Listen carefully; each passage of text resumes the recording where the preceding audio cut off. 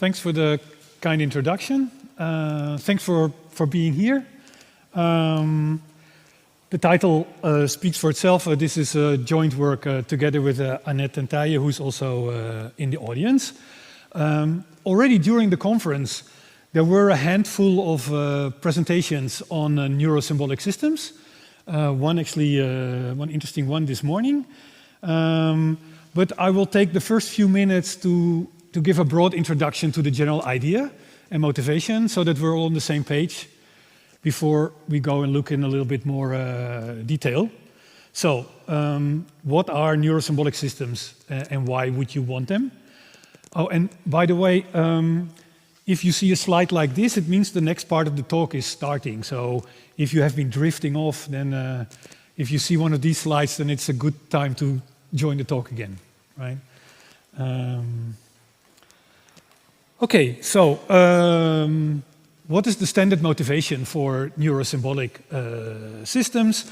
The standard motivation is that AI historically has been rather divided between people who work on two different families of systems. Systems that learn from data. So for example, you take labeled data, you learn a model so that you can predict labels for new data. Okay, so for example, labeled patient data, and you learn which pattern of symptoms correspond to a particular diagnosis.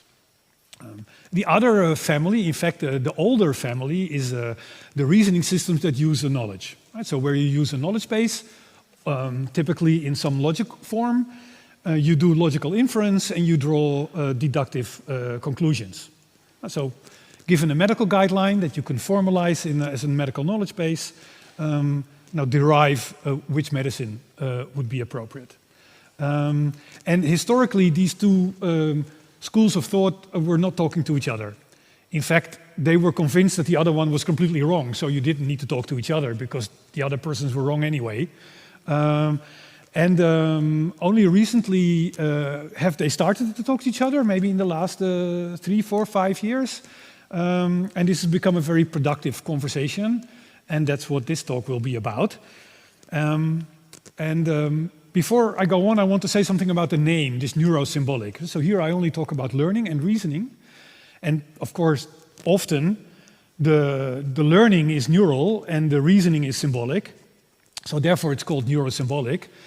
But actually I think this is a bit of a misnomer because the learning doesn't have to be neural. You could do symbolic learning. And the reasoning doesn't have to be symbolic, right? You could do neural reasoning. So the field